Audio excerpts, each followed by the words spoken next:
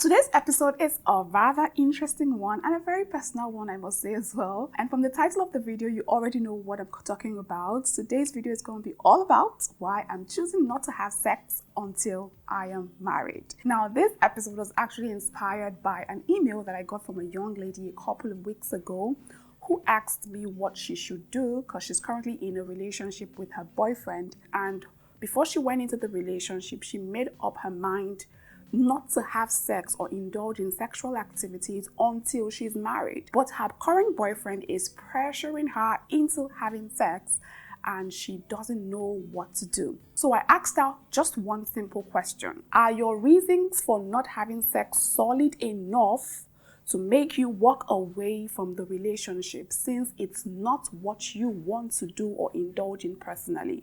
And her response actually inspired me to come and share with you my reasons for not having sex or choosing to hold off from indulging in sexual activities till I am married. Because once you have a solid reason why you choose to do anything, no matter the amount of pressure, whatever it is, you would commit to your solid reasons why. So just in case you are on the same path or you have the same standard of holding off from having sex until marriage and you're looking for what's the reason for even holding on at all, this episode is going to give you all the inspiration that you need to hold on until marriage before you have sex. So how is indulging or not indulging in sexual activities related to an elegant lifestyle, you might ask? Elegance is pretty much a lifestyle that literally touches on every aspect of your life, including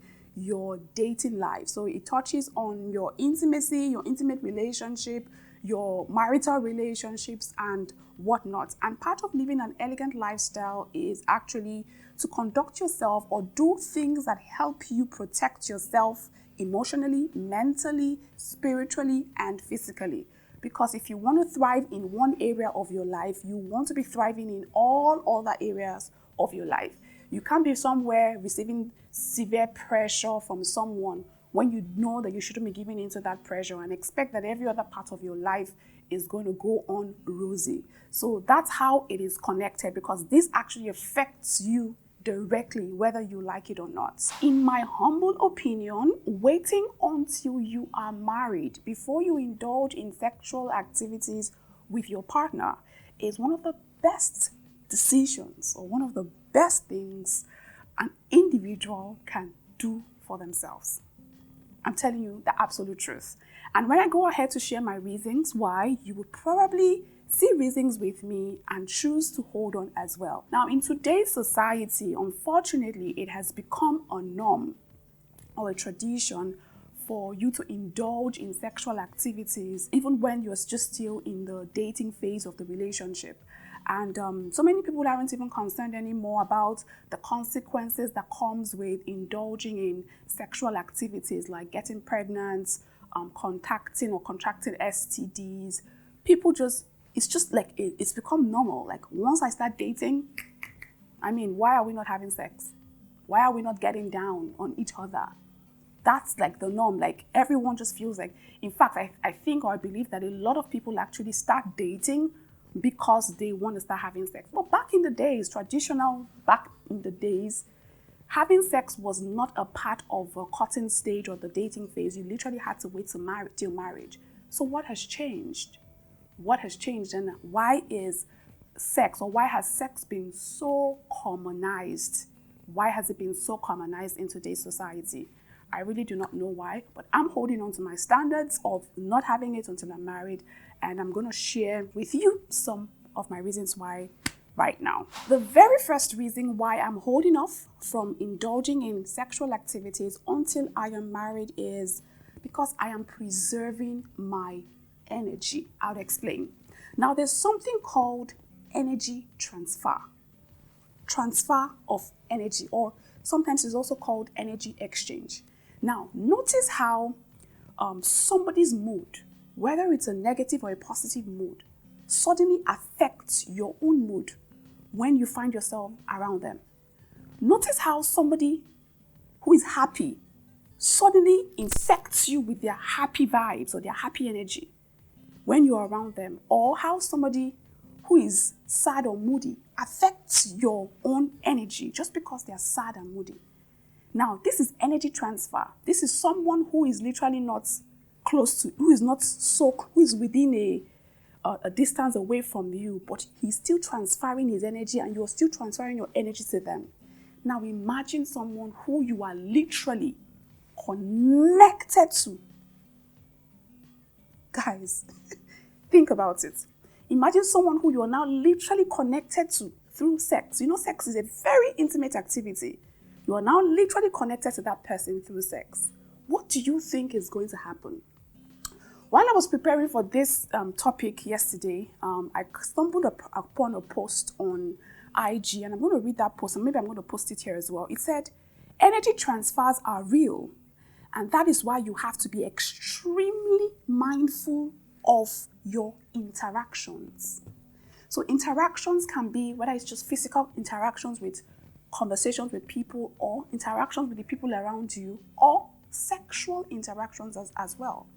Energy transfer is very real, and you have to be very mindful of the people that you bring into your space, not to talk of the people who you decide to even have sex with.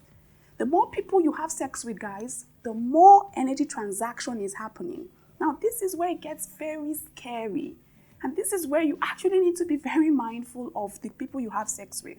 You meet a guy today, you have no idea the spiritual, mental, emotional, and physical baggage or traumas he's carrying.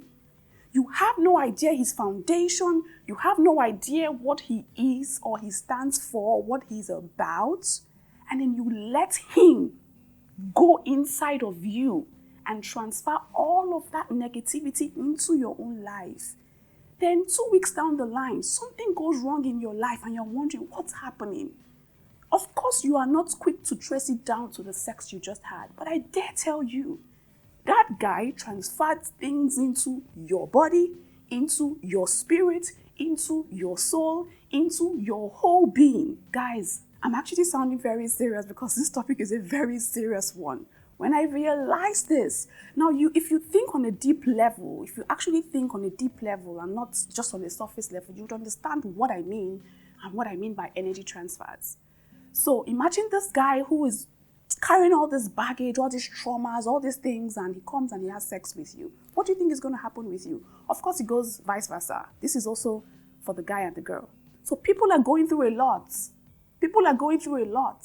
And then some people's coping mechanism is to have sex. When they indulge in sex like that, what happens? You're transferring energy. He's transferred something into you. You've transferred something into him. Whatever happens afterwards is... So you need to be very careful. And that's the reason why, one of the major reasons why I'm choosing to hold on. Because I want my energy to be transferred into the person I've chosen or I've decided is going to be my life partner.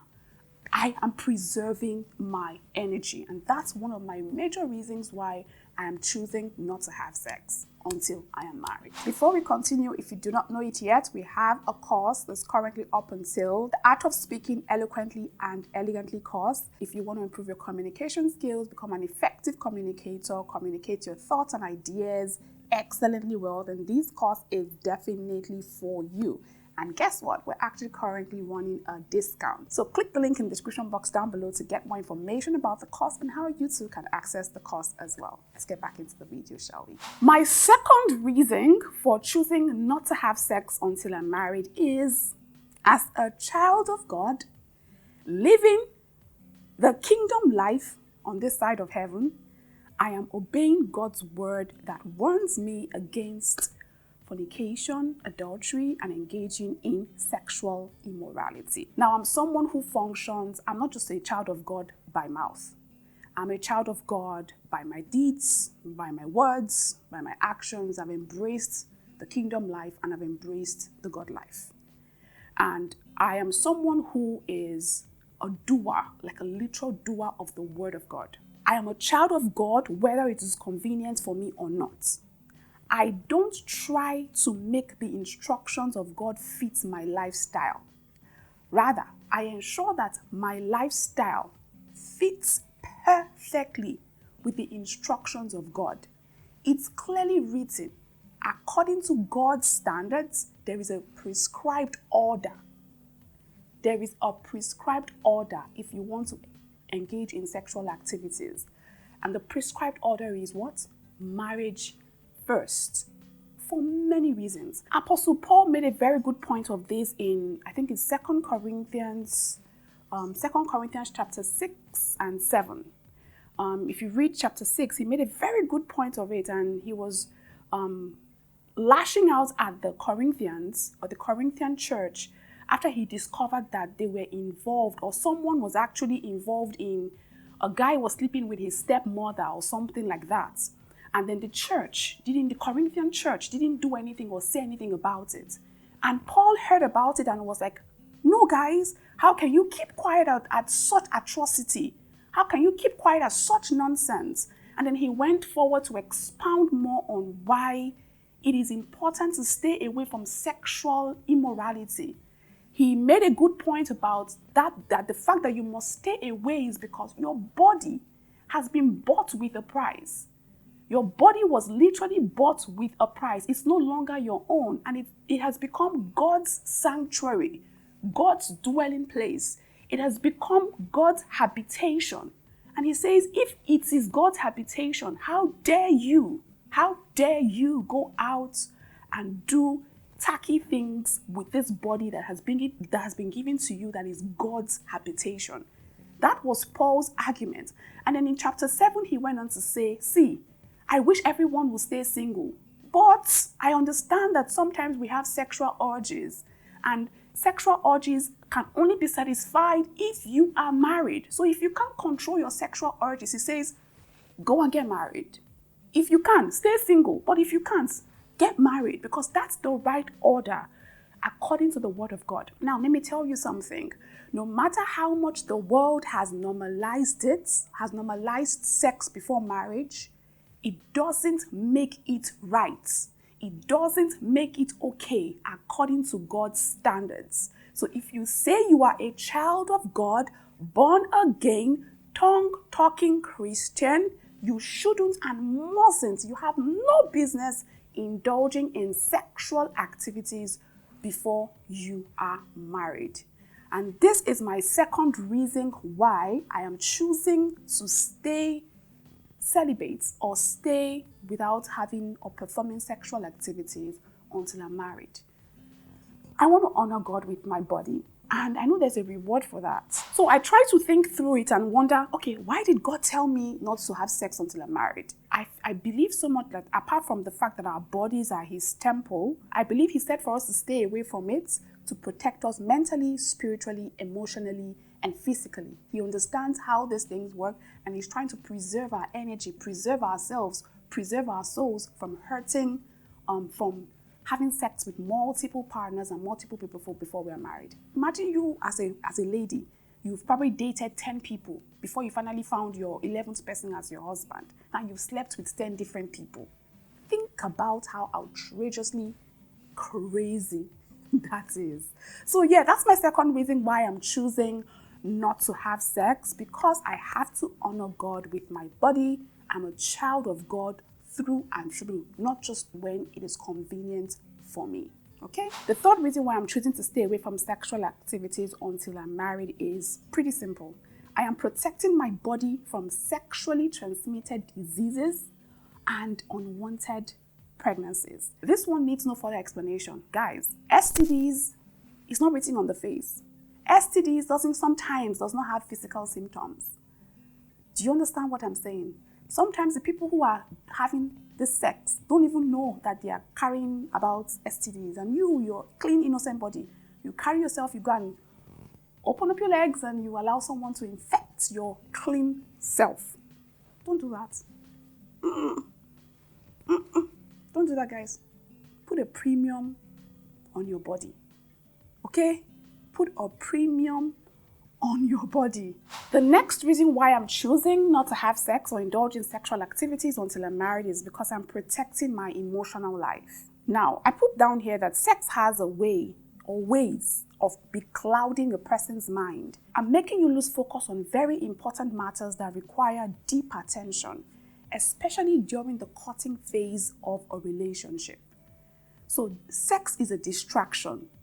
Even though some married people who I spoke to about it said, somebody told me actually that whenever he wants to stay focused in business, whenever he has a project going on, he talks to his wife and he tells his wife that, see, for these next 3 weeks, I really don't want us to involve in sex. This is a married man talking. I don't want us to get involved in any sexual activities because I need my head clear on this project. And I asked him why. And he said, sex has a way of distracting because sex is like a relaxation pill. Sex releases a lot of dopamine and oxytocin and all those good stuff in our brains that make us just relax. And after sex, you don't want to be thinking about work or anything else.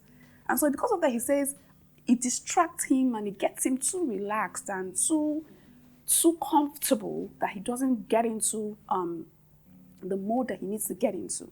So that's a married man talking. Now I'm talking single people.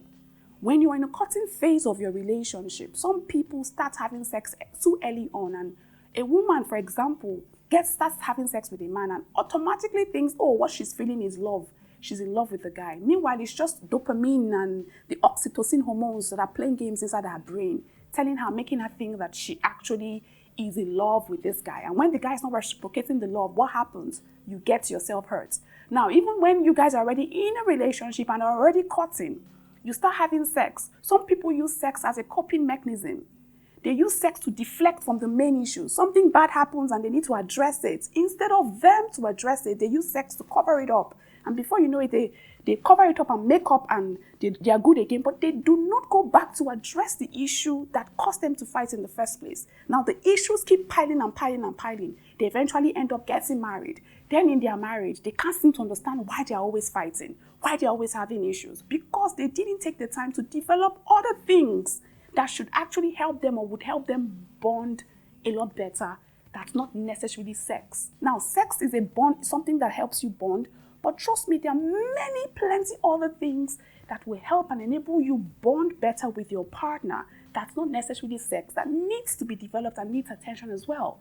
But when you are focused so much on just the sex and just the sex and just the sex, it takes your attention away from the very important things that also need attention as well. Even some married people would agree with me when I say that sometimes your body and your mind are even too weak to engage in sex.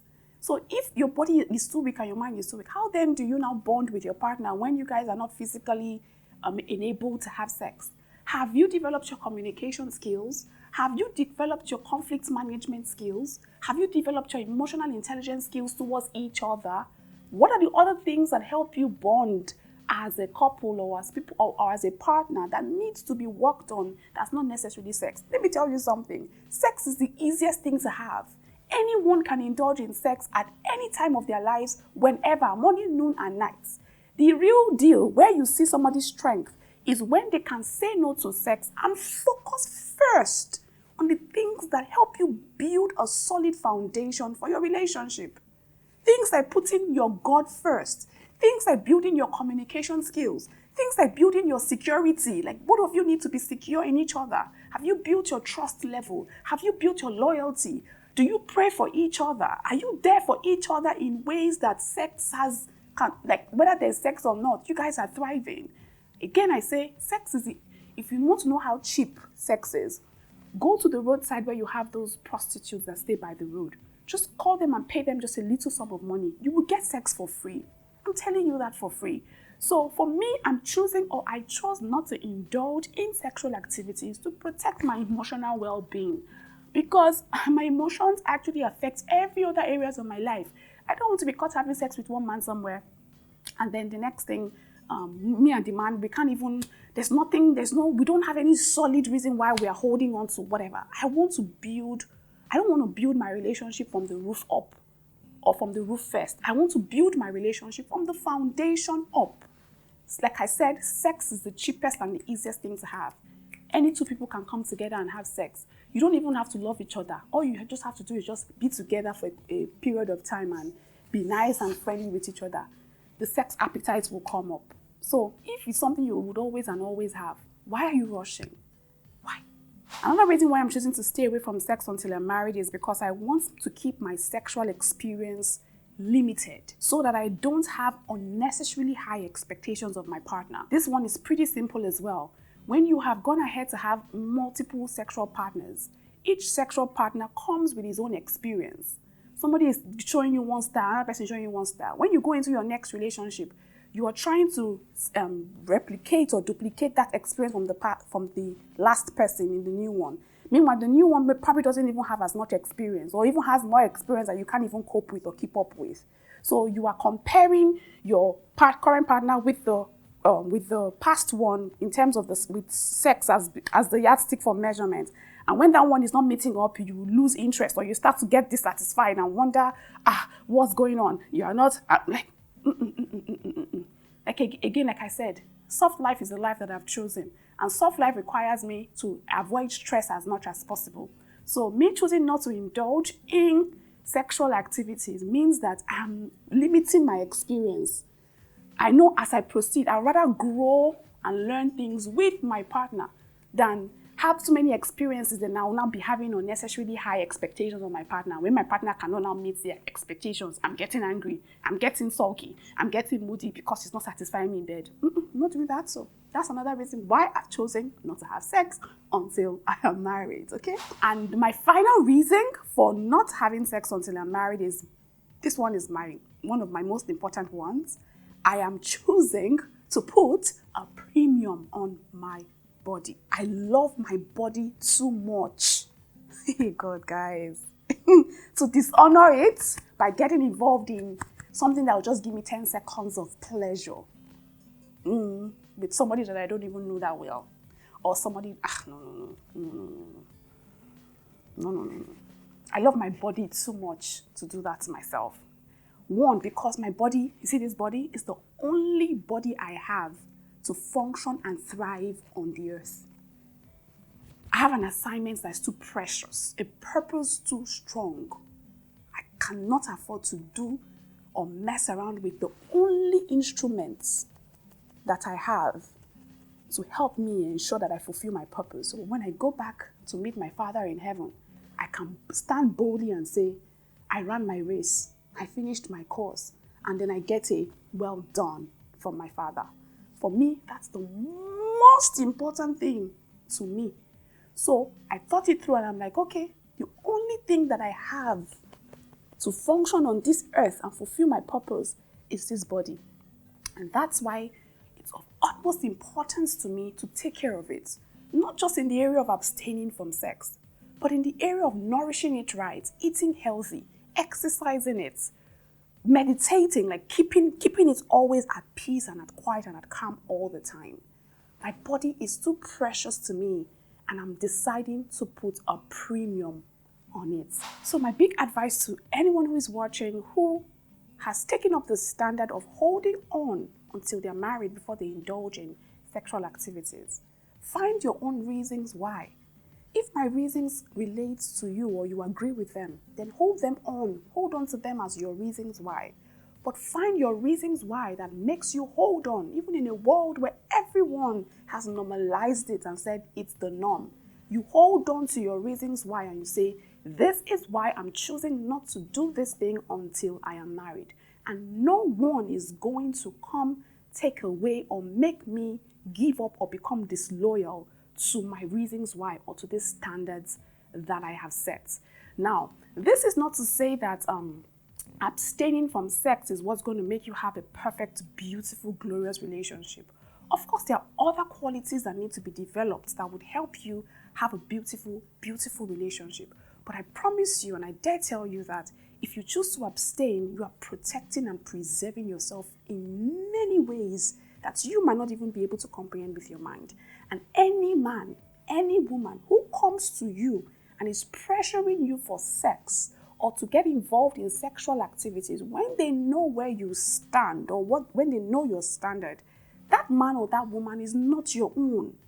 They are not for you. There is someone out there who shares your moral values, who shares your standards, who shares what you believe in. And I dare tell you to hold on and wait for that person, because it will be worth your while when you eventually find someone who is very compatible with you on all rounds. I hope I've been able to inspire someone with this video, and I also want to hear your views about this topic of holding on or abstaining from sex until you're married.